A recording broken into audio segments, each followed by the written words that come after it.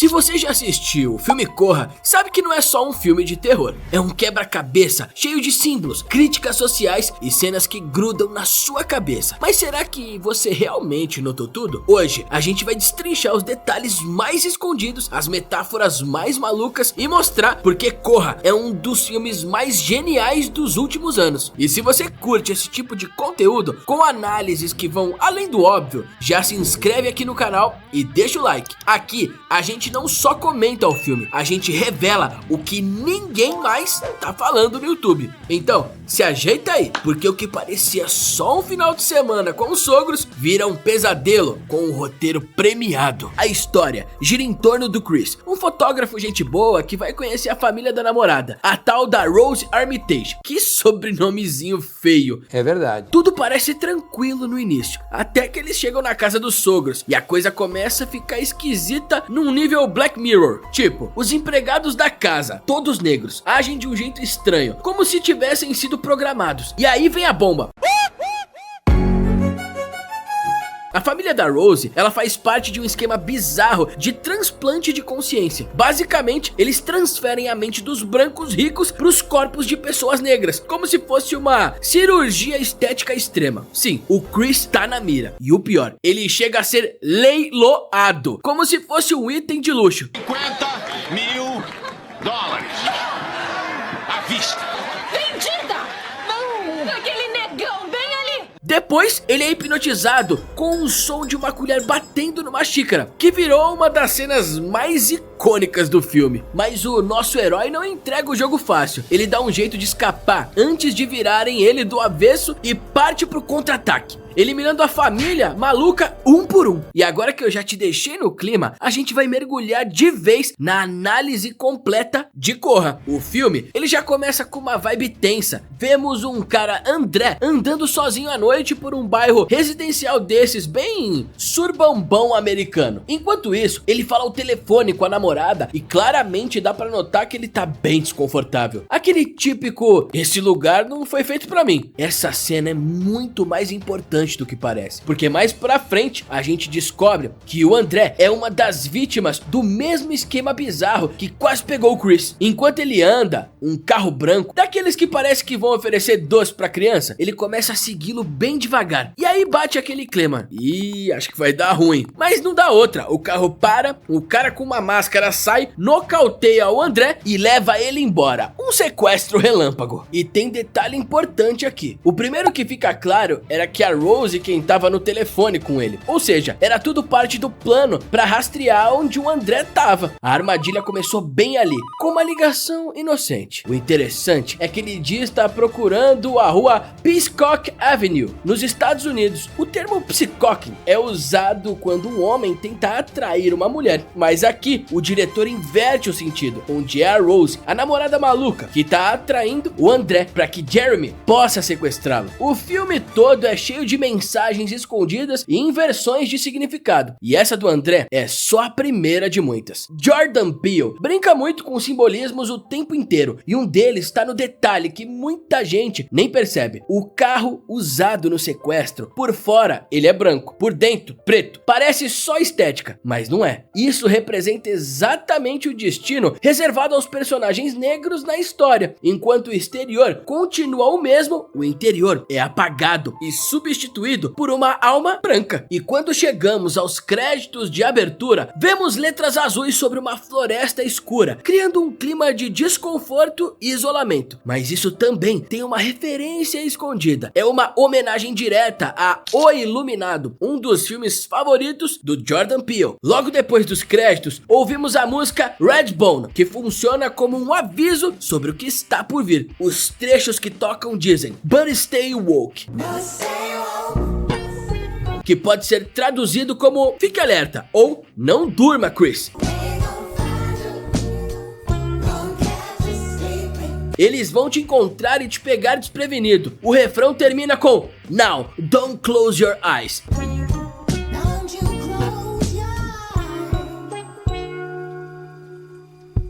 não feche os seus olhos. A música antecipa tudo que vai acontecer com Chris e reforça a importância de que ele tem que estar sempre alerta. Logo em seguida, a câmera faz um passeio pelo apartamento do Chris e vemos o desenho de uma criança branca usando uma máscara escura, o que é uma metáfora do que veremos no filme. Pessoas brancas literalmente vestindo pessoas negras como uma máscara. Durante a interação entre Chris e Rose, a gente já percebe que ali nada é por acaso, nem mesmo quando ela brinca com o cachorro. No idioma original, ela acaricia o bichinho por um tempo e depois o afasta, dizendo que precisa tirar algo do pai dele. Isso pode ser uma referência sutil ao que acontece no final do filme, quando tentam tirar o cérebro de Chris para realizar o transplante. Logo depois, os dois começam a conversar sobre a família da Rose e ela solta a frase: "Não vai rolar. Primeiro, meu pai teria votado no Obama pela terceira vez se pudesse."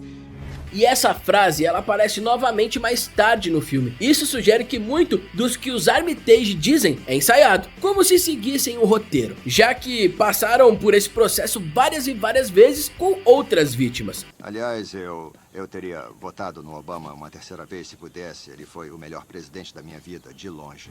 Enquanto seguem a viagem para casa dos pais da Rose, os dois atropelam um cervo na estrada. A imagem do animal agonizando na pista desperta em Chris uma lembrança dolorosa, a morte da mãe dele, que vamos comentar melhor daqui a pouquinho. E embora o Chris fique claramente abalado com a cena, a Rose não dá a menor importância, o que demonstra a sua falta de empatia. Minutos depois, chega um policial para registrar a ocorrência e ele pede a identidade dos dois. A Rose se irrita com o fato dele também querer ver a identidade do Chris. Quando assistimos essa cena pela primeira vez, acreditamos que ela está defendendo o namorado, mas ao reassistirmos o filme, a cena ganha um novo significado. A Rose não estava defendendo o Chris, ela estava se protegendo, pois se o Chris fosse dado como desaparecido, o policial teria o seu nome na placa do carro, o que ligaria o seu desaparecimento direto à família da Rose. Então, ao impedir que o policial olhasse o seu documento, ela estava basicamente encobrindo o seu próprio crime. E assim que o Chris e a Rose chegam à casa da família, é possível notar os dois símbolos ômega na fachada. O ômega é a letra grega normalmente usada para representar o fim, o último estágio. Ou seja, isso pode significar que aquele lugar seria o fim da linha para o Chris, dentro da casa dos Armitage. Tudo parece impecável, até demais, cheia de símbolos e objetos que reforçam como a família se enxerga, seres superiores, acima de tudo e de todos. Dan, o pai de Rose, mostra uma antiga foto de família, apontando orgulhoso para seus pais, que mais tarde descobrimos que tiveram suas mentes transferidas para os corpos dos empregados da casa. E um detalhe curioso aqui é que mesmo Dan dizendo que os empregados são muito queridos, eles não aparecem em nenhuma foto, o que já é um sinal de que eles nunca foram realmente parte da família. Em uma das cenas, Chris passa por Rose, que está sentada na frente de um globo terrestre, com o continente africano virado para cima. Nesse detalhe visual, é como se Rose estivesse literalmente se colocando acima da África, como se tivesse poder sobre ela. Logo em seguida, o Chris passa por uma escultura de madeira com a cabeça de um cervo, o que contradiz o discurso anterior de Dan, que diz odiar cervos. Isso mostra que ele estava mentindo. E esse detalhe se torna ainda mais simbólico quando lembramos que lá no final do filme, o símbolo que representava o desprezo dele acaba sendo um instrumento da sua morte. E o Dan também comenta sobre a foto do seu pai, onde ele perdeu para Jesse Owens nas eliminatórias para os Jogos Olímpicos de 1936. Segundo Dan, o pai não superou essa derrota, e foi provavelmente isso que fez ele enxergar os negros como fisicamente superiores, e desde então passou a querer capturar essas qualidades para si. E essa obsessão ficou cada vez mais evidente quando vemos Walter, um dos empregados, correndo à noite pela propriedade, como se ele estivesse treinando para uma corrida que nunca vai acontecer. Algo também curioso é que o Walter, ele usa um boné o tempo todo, provavelmente para esconder a cicatriz da cirurgia na cabeça. Isso também acontece com outros personagens que passam pela operação, como André, que tá sempre de chapéu, e Georgina, que vive ajeitando o cabelo no espelho. E falando em Georgina, ela é empregada da casa, responsável pela cozinha, e Dan comenta que sua mãe adorava aquela cozinha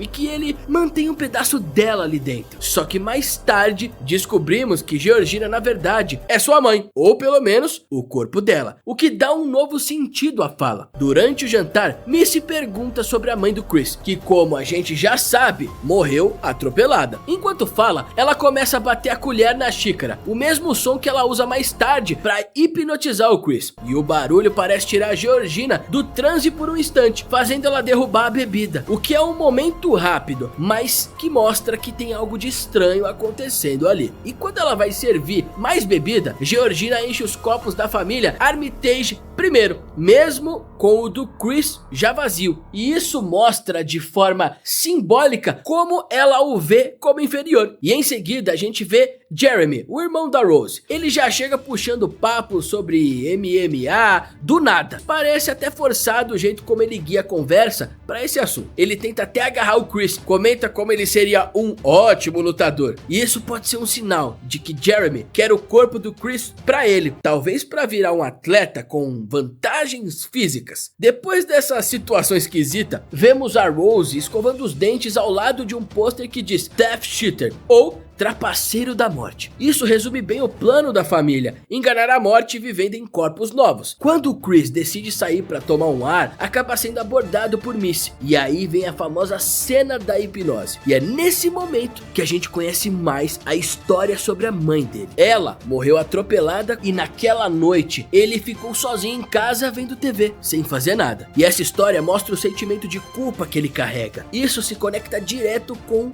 o lugar profundo. O lugar para onde ele vai quando ele é hipnotizado. Lá, ele fica completamente imóvel, só observando o que acontece, como se ele estivesse assistindo tudo em uma TV, exatamente como naquela noite da infância. No dia seguinte, ao acordar, ele percebe que seu celular ele foi desconectado do carregador. Georgina, que fez isso de propósito para que a bateria acabasse e ele ficasse incomunicável. Quando ele vai falar com ela sobre isso, dá para ver uma placa do lado da cama dele com os dizeres Chris is dead. Ou seja, o Chris está morto. O filme basicamente está gritando, foge daí, cara! Algo também muito legal nessa cena ocorre após o Chris dizer que sente que ele está desconfortável no meio de tanta gente branca. Georgina reage ao comentário com lágrimas e uma risada pra lá de maluca, o que revela as duas presas em seu corpo. A risada seria da avó da Rose, a matriarca da família, enquanto que as lágrimas seriam de uma mulher vítima desse esquema maluco. Lá fora,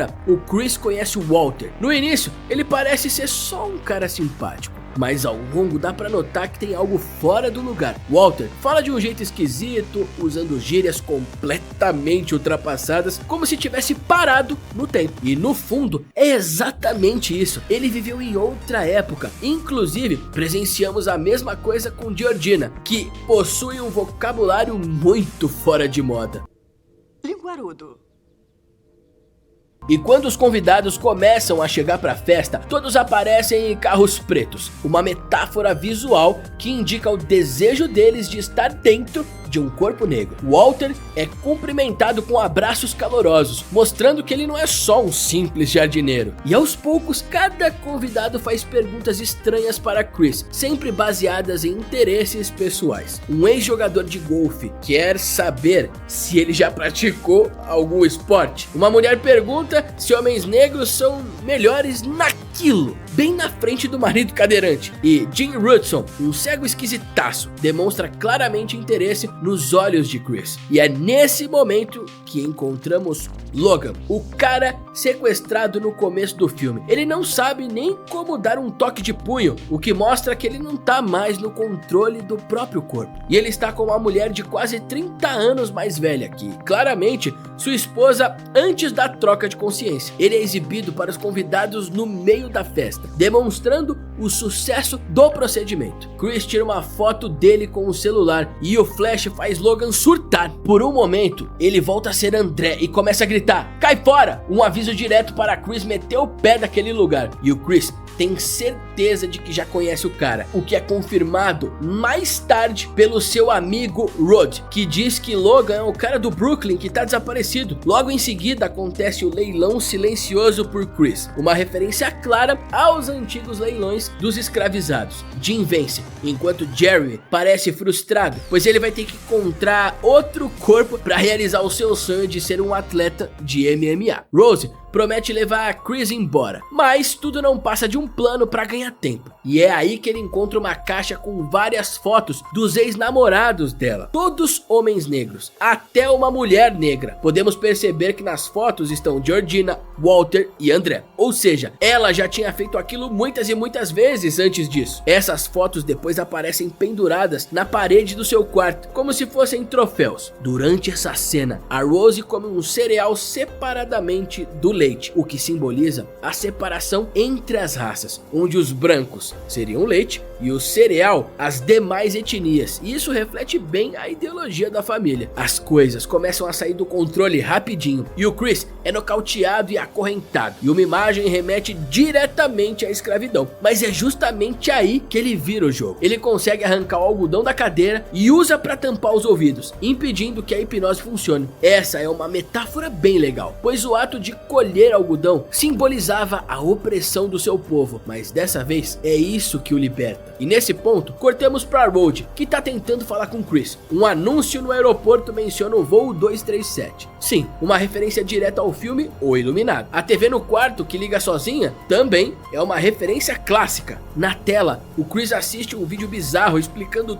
todo o processo da transfusão de consciência. E durante a cirurgia, vemos o cérebro de Jim sendo aberto, embora pareça uma operação comum. Há um simbolismo. O cérebro lembra o ovo, o símbolo do nascimento. Isso pode representar o renascimento que ele teria ao entrar em um novo corpo. Enquanto isso, o Chris consegue escapar e dar uma bolada em Jeremy com uma bola de croquet. O engraçado é que lá atrás, Jeremy tentou atacá-lo com um taco de croquet. Bom, tudo que vai e volta, não é não, Jeremy? E o papai Dan acaba empalado por uma cabeça de cervo. Já o Jim, o cego, ele fica paralisado, enquanto o fogo começa a se espalhar, refletindo a mesma imobilidade que ele queria impor a Chris. E o Chris também mata Missy e luta um segundo round com Jeremy. Aqui podemos observar que o Jeremy estava certo. Chris realmente seria um ótimo lutador de MMA. O legal é que nessa briga para vencer o Chris, ele usa uma jogada estratégica, o que condiz com uma fala anterior de Jeremy. A força não importa, né? É um jogo de estratégia, como o xadrez. É uma questão de estar 3, 4 movimentos à frente. O Chris, ele entra no carro pronto pra dar o fora, enquanto o rádio tá tocando Run Rabbit Run, a mesma música que tocava quando o André foi sequestrado lá no começo do filme. E durante a fuga, o Chris atropela Georgina, mas movido pela culpa e a lembrança da mãe dele, ele acaba decidindo ajudá-la. Só que a mulher do capiroto acorda e ataca ele, fazendo com que ele perca o controle e bata o carro. E é aí que a Rose aparece, acompanhada de Walter, que na verdade é o avô dela. Então o Chris, ele usa o flash do celular e o Walter recupera a consciência. Então ele pega a arma, atira em Rose e depois tira a própria vida. E em seguida, o Chris começa a estrangular Rose, mas ao perceber que ela tá gostando daquilo, é aí que a gente vê o quão perturbada ela é. Surge então uma viatura e a Rose tenta bancar a vítima. No final alternativo do filme, seria a polícia de verdade chegando. O Chris acabaria preso, acusado de assassinar a família, e essa cena serviria para ilustrar o preconceito racial do sistema policial. Mas Jordan Peele preferiu mudar o final para algo mais otimista, resultando no final que conhecemos, onde a viatura, quem tá lá é o Rhodes, o melhor amigo hilário de Chris. E a mesma música que ouvimos lá no começo do filme, então ela volta a tocar, uma canção traduzida que diz: corra. E é exatamente isso que o Chris faz. Ele finalmente escapa. E esses são praticamente todos os detalhes escondidos em Corra. E olha que não são poucos, hein? Mas e agora? Eu quero saber de você. Qual foi o detalhe mais bizarro, surpreendente ou genial do filme que te marcou? Comenta aí embaixo. Se a gente deixou passar alguma coisa, manda aqui nos comentários também. Aqui tem espaço para trocar teoria, trocar ideia e qualquer fã de cinema que goste de ir além da superfície. Se você curte esse tipo de conteúdo, que analisa filme por filme, cena por cena, indo além do que a maioria dos canais mostra, já se inscreve e ativa o sininho. Aqui a gente não só assiste, a gente destrincha, conecta as pistas e se diverte com cada detalhe que o diretor escondeu. Se esse vídeo te fez ver Corra com outros olhos, dá uma olhada nos outros conteúdos do canal. Tem análise de terror, suspense, clássicos e muita coisa que você provavelmente nunca percebeu em filmes que você já viu várias e várias vezes. E claro, se tem outro filme que você quer ver por aqui, comenta aí, quem sabe ele não aparece no próximo vídeo. Nos vemos na próxima sessão, até mais!